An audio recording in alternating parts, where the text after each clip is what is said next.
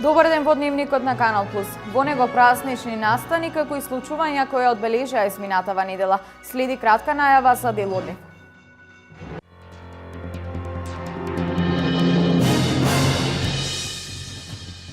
Со свечена седница на која беа доделени признанија на значајни личности, во петокот беше одбележана 71 годишнината од ослободувањето на градот Штип.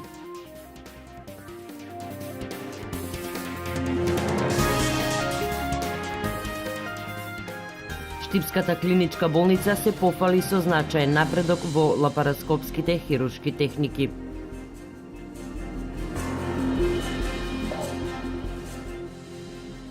Во четвртокот во Кочани имаше презентација на проектот за пречистителна станица која ќе се гради со швајцарска донација.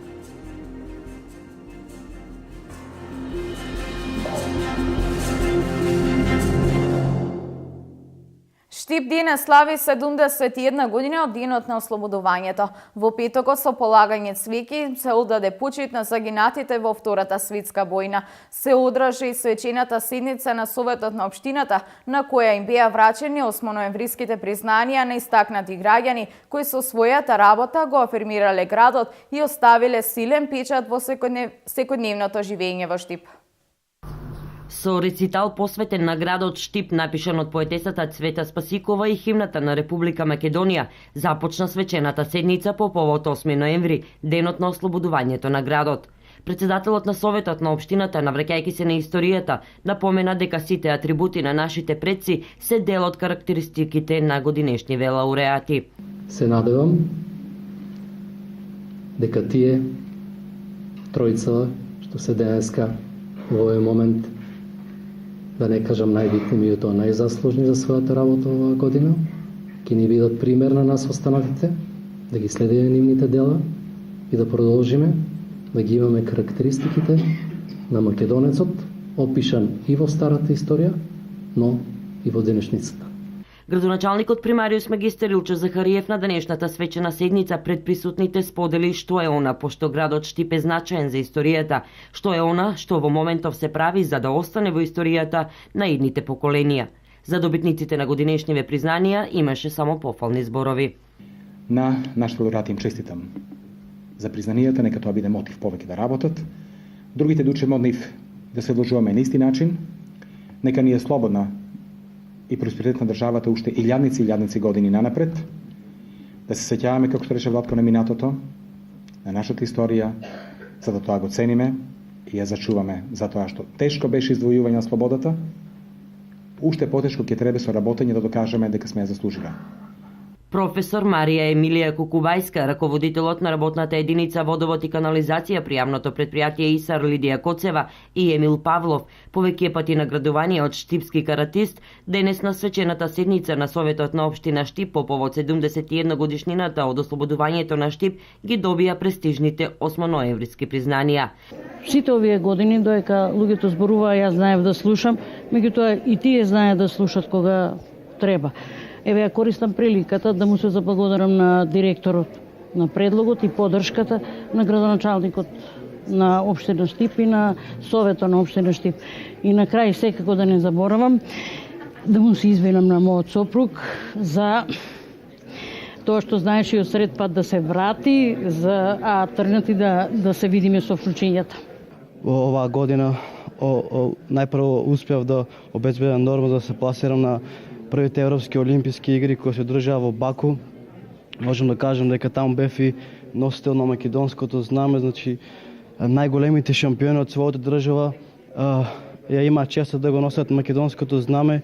И ете тоа ми беше еден мотив повеќе да во 2020 година каратето ќе влезе во олимпиското семејство, па се надевам на град Штип ќе му донесам и олимписки медал. За професор Марија Емилија Кукубајска ова признание е значајно затоа што доаѓа од нејзиниот роден град и ќе биде поттик, интеграција и инспирација за нејзиното понатамошно творење. Татковината, татковото, татковиот дом, мајчиниот јазик, Штип.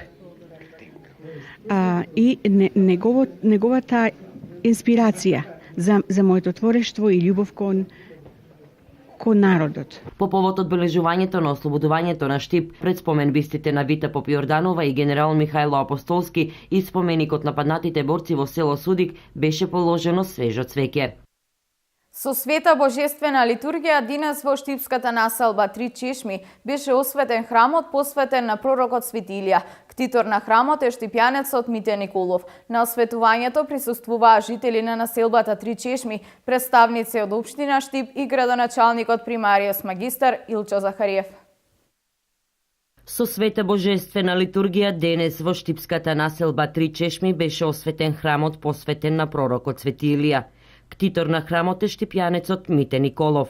На осветувањето присуствуваа жители на населбата Три Чешми, представници од општина Штип и градоначалникот примариус магистар Илчо Захариев, кој истакна дека ова е значаен ден за христијанските верници од оваа населба. Сакам да нагласам дека во 14 век во нашиот град и околината се направени 10 цркви. Тој бил најдинамичниот период на изградба на цркви и тие денеска се спомена тоа време. И денеска, после толку векови, значи овие неколку години во Штип се градат 11 цркви. Една од тие цркви е и црквата Свети Илија во населбата Три Чешми, благодарение на ктиторството и донаторството на господинот Мити Николов. Ова црква е завршена и денеска се осветува. Граѓаните на Три Чешми, која е голема населба, урбана населба, конечно добиваат црковен храм каде ќе може да ги остваруваат и своите религиозни чувства и потреби. Така да мислам дека денеска е празник за населбата Три Чешми и празник за нашиот град. И после мило што 3 архиереи од Синодот од Македонската православна црква денеска се овде и тоа владиците Наум, Агат Ангел и нашиот Иларион и осветот оваа црква. Од осветувањето на храмот презадоволни жителите на Три Чешми. Ударно поарно, сега да можеш и у празници да биде отворена црквата, да се идме тука. У градот не можеме да оеме на цркви, било за Великден, било за сите празници, да биде отворена. До сега во градот се одело, а сега е добро овде, мислим, што се направи црквата, што се освети, за да има секоја неделја да се иде се запали свеќа, тоа е добро. Еден од најсрекните денови за отварањето на целото село, тоа за здравје, за среќа. Оваа година сега баш на Митровден, добар ден. Па сигурно да не претерам 10 години може има. Не знам точно, ама мислам дека 10 години има. Како се чека за тоа што беше малку потешко правењето. Како се појави господин Мите, со среќа и со здравје нека му биде и името и за многу години нека. Градоначалникот примариус магистар Илчо Захариев најави осветување на уште неколку цркви во наредниот период. Овде во близината на Свети Илија се гради црквата Света Злата Мегленска, а наскоро ќе биде осветена уште една црква, тоа е Свети Константин и Елена. А знаеме дека пред неколку месеци осветивме црквата Богородица Покровита. Да кажам дека денеска на Свети Димитрија во село Селце ќе биде одржана и првата литургија во црквата Свети Димитрија во село Селце, која е завршена деновиве. Православните верници денес го одбележуваа Свети Димитрија Солунски. Култот на Свети Димитрија се негува на целиот Балкански полуостров, вклучувајќи Македонија, каде голем број цркви се посветени токму на Свети Димитрија. Светиот великоманченик Димитрий Мироточив Солунски е роден во Солун и уште како мал бил воспитан во христијанската вера. Кога пораснал, тој станал војник во војската и дошол до високи позиции. Но во тоа време доаѓа на власт царот Максимијан, кој е голем гонител на христијаните и му наредил да ги гони христијаните. Тој вместо да ги гони христијаните, тој ги помагал и не им ги рушил црквите. И затоа, по наредба на царот, тој бил измачуван за да се откаже од името Христово, но тој бил упорен во својата вера во Господа Исуса Христе и така пострадал од раците на погубителите со меч. Недела во општина Штип потпиша меморандум за соработка и за интензивирање на соработката на бизнис заедницата и локалната самоуправа. Штип ќе стане економски центар во државата, а за неколку години без работа ќе бидат само оние штипјани кои не сакат да работат, изјави на средбата градоначалникот Захариев. Штип да стане неразвиен економски центар во државата е целта на бизнис заедницата и локалната самоуправа. За таа цел регионалната комора во Штип, Пристопанската комора на Македонија и градоначалникот примариус магистер Илчо Захариев денес потпишаа меморандум за соработка. На овој начин ќе се надминат поголемиот број на проблеми со кои се соочува бизнис заедницата од источниот регион. подобрување на условите за развој на бизнисот во источнопланскиот регион и ќе можеме да работиме заедно на заеднички проекти, настани, промоции и работилници кои што ќе потикнат на анализирање, интегрирање и изногиње на решенија за сите проблеми кои што се среќава бизнисот во источниот регион, преку подршката што ја добиваме со потпишувањето на овој меморандум од страна на локалната самоуправа. Инфраструктурата е еден од проблемите со кои се соочуваат стопанствениците од целата држава. Со подобрување и изградба на патната инфраструктура, која во источниот регион е започната, овој проблем ќе биде надминат. Не би ги поделила по региони конкретните проблеми со кои што се соочуваат бизнисмените, повеќе би ги ставила сите под една капа, односно на ниво на држава. Секако дека овдека имаме можеби поголем проблем и со инфраструктурата, како што знаеме, источниот регион малце е покомплицирано тоа прашање, но како што можеме да видиме се работи и се надградува истото и очекуваме во брзо време да биде решен и тоа проблем.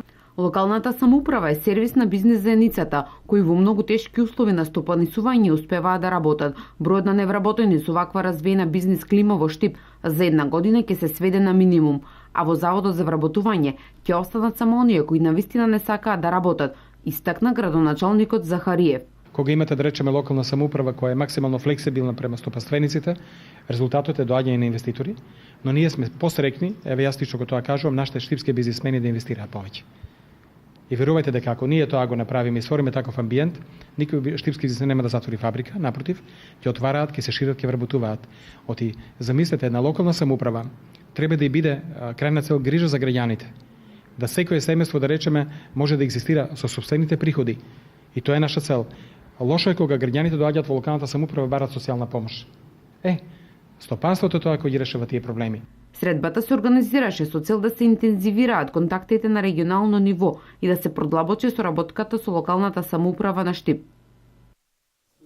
Во четвртокот во Кочани имаше презентација на проектот за пречистителна станица, која ќе се гради со швајцарска донација во вредност од 21 милион швајцарски франци. Периодот на изградба е од пролета 2017 до крајот на 2018 година. Швајцарската консултантска куќа Ернест Баслер и партнер денеска во Кочани го презентираше проектот за третман на отпадните води, финансиран од Швајцарската агенција за развој со донација од 21 милион швајцарски франци. So the purpose of today's meeting is to start officially.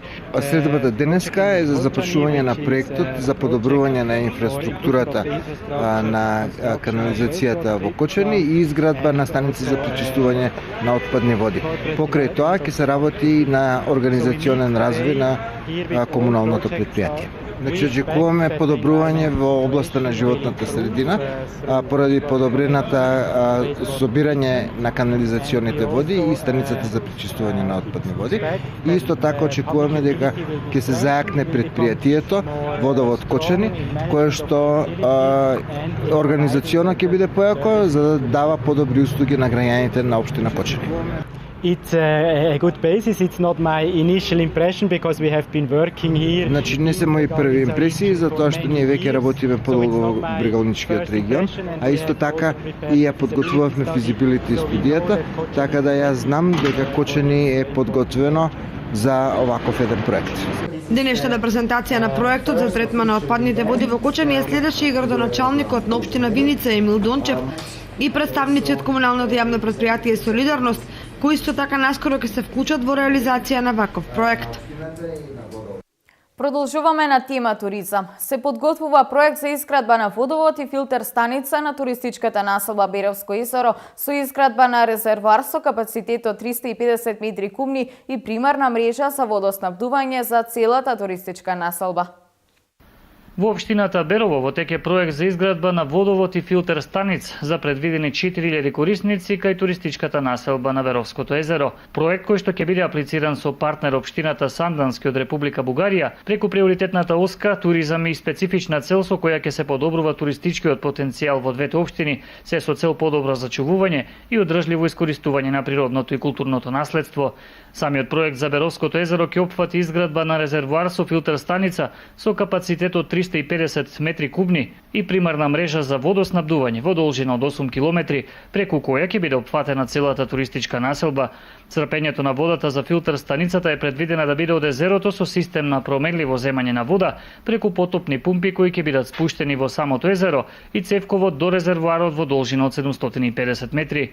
Инаку изработката на проектот од страна на проектантското биро Environ веќе е во тек, а двете општини ќе имаат на располагање буџет од 500.000 евра. Покрај овие активности, обезбедувањето на здрава вода за пиење за жителите на општина Берово е еден од приоритетите на единицата на локалната самоуправа и покрај финансиските проблеми на јавното предпријатие за комунални работи и услуга од Берово, од буџетот на општината се издвоени 500.000 денари, со кој е извршена постапка за набавка на 24 тони алуминиум сулфат, кој се користи во третманот на водата за пиење, со што водата и понатаму ќе го има потребниот квалитет според стандардите пропишани во Република Македонија, особено за градот Берово, како и селските населби Русиново, Владимирово, Смојмирово, Мачево, Будинарци и Митрашинци. Инаку за потребите на филтер станицата на месечна основа се потребни во просек околу 5 тони, во зависност од квалитетот на водата која се црпе од Беровското езеро. Во дневникот минути за инфраструктурното уредување. Пратениците на ВМРО ДПМН од Штип вчера на пресконференција ги истакна активностите на владата кои се однесуваат на инфраструктурното уредување на патиштата во државата, притежно во источниот регион. Реализацијата на експресниот пат Штип-Радовиш е поделена во неколку подпроекти кои се важни за Штип, бидејќи се однесуваат на клучката кај 3 чешми. Ова денес го истакнаа пратениците на ВМРО ДПМН од Штип на пресконференција, каде меѓу другото ги представија новите активности на владата на Република Македонија, кои што се однесуваат на инфраструктурното уредување на источниот регион. Ова представува еден од поважните проекти за Штип, но исто така значаен и за цела Источна Македонија, бидејќи со него продолжува инфраструктурното осовременување на регионот. Ова е проект кој што ние како пратеници од Штип го ветивме на штипјани. Експресниот пат од Штип до Радовиш ќе биде во вкупна должина од 39 км со широчина од 11,4 метри. Реконструкцијата и проширувањето на постојаната делница Штип-Радовиш ќе биде во должина од 18 км, додека изградбата на нова траса во должина од 21 км до Радовиш. Освен на патниот правец Штип-Радовиш, пратениците дадоа зелено светло и за изградба на делницата Штип-Кочани. Наместо рехабилитација и реконструкција на постојниот магистрален пат А3 се донесе одлука која е уште попозитивна за нас, а тоа е да се изгради нов пат кој ќе биде полуавтопатско решение, односно експресен пат Штип-Кочани. Со изградбата на овие патни правци ќе биде од големо значење за патниот сообраќај, безбедност при патувањето, како и подобрување на економскиот развој.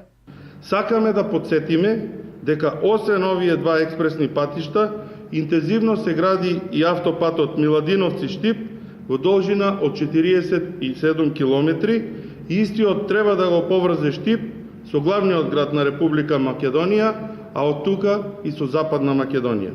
Мицевски истакна дека заедно со владата предводена од ВМРО ДПМН дека ќе продолжат да работат на подобрување на условите за живот, како и секогаш ќе ги имаат предвид интересите и барањата на граѓаните. Додаде дека досега се реализирани низа проекти какви што Штип не памети. Штипската клиничка болница ги има сите предуслови за развој на хируршки зафати, а неодамна за прв пат во Македонија токму во оваа клиничка болница беше изведен специфичен хируршки зафат на дебелото црево. Болницата се опремува со современа апаратура, но и со едуциран кадар.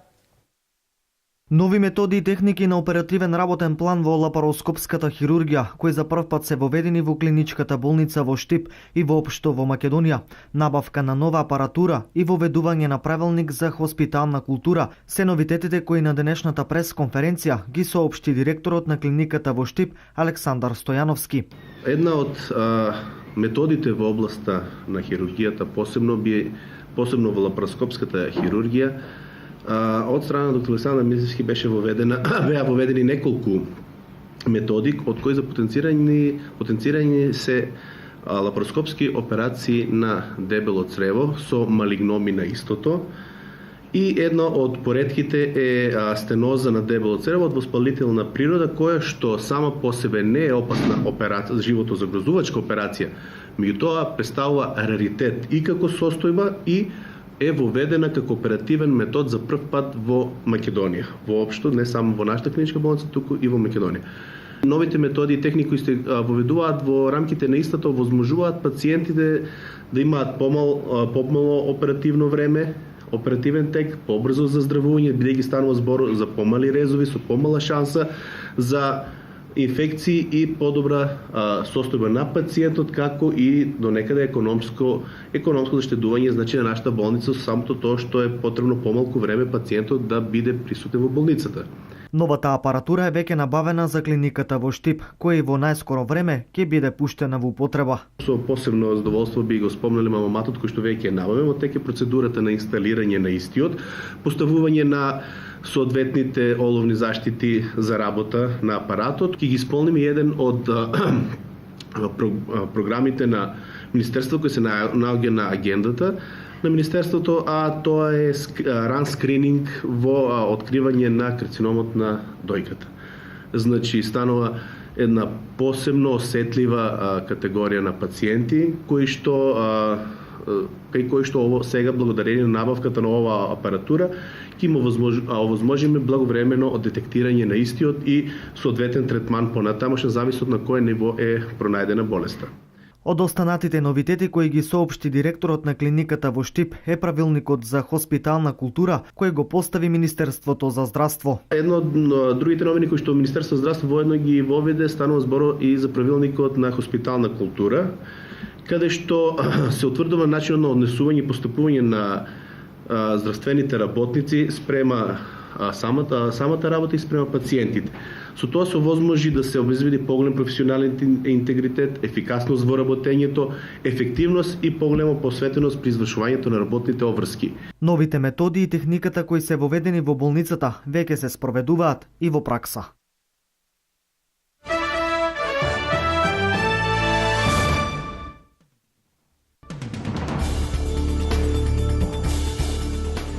Над 5000 лица учествуваа во протестниот митинг во германската престолнина Берлин против политиката на канцеларот Ангела Меркел.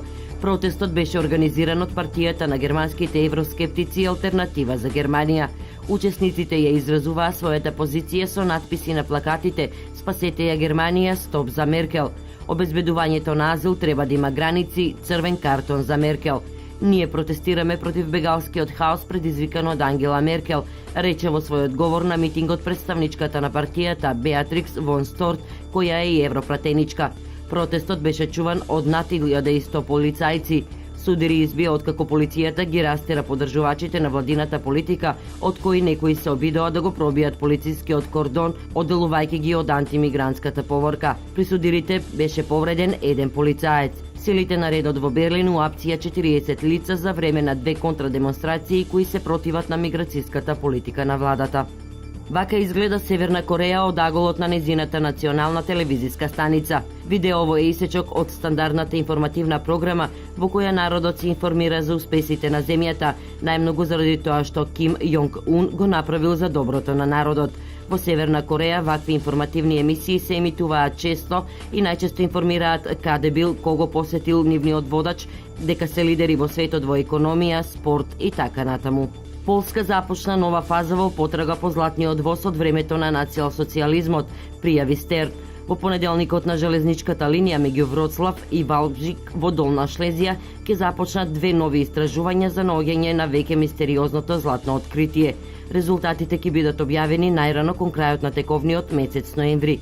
Во студиите ќе се вклучат експерти опремени со копнено радарска опрема и специјални камери со кои ќе се истражуваат посочените локации на возот, пренесува германската новинска агенција ДПА цитирана од Фокус.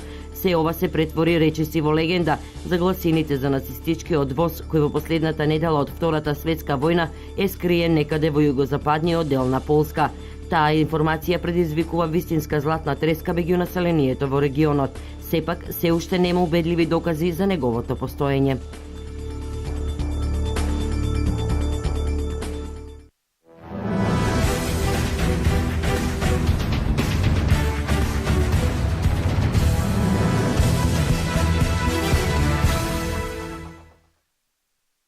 Поради рехабилитација, Пандев нема да дојде на собирот на репрезентацијата. Тој за интернет страницата на Фудбалската федерација на Македонија изјави: "Жал ми е што нема да можам да пристигнам на собирот на репрезентацијата, иако тоа го најавив по разговорот со селекторот Ангеловски пред 2 недели во Дженова. Повредите се составен дел од фудбалот, а во овој период се опоравувам од повреда на задната ложа.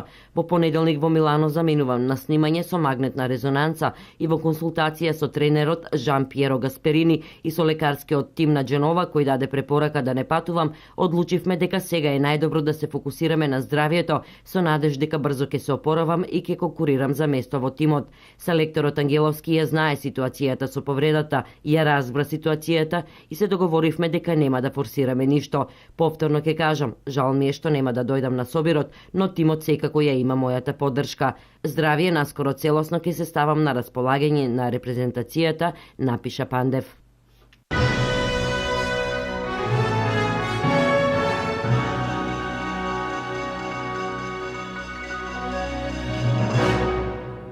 Овде е крајот на дневникот, следното издание е во 20 часот. До тогаш останете со програмата на Канал Плюс.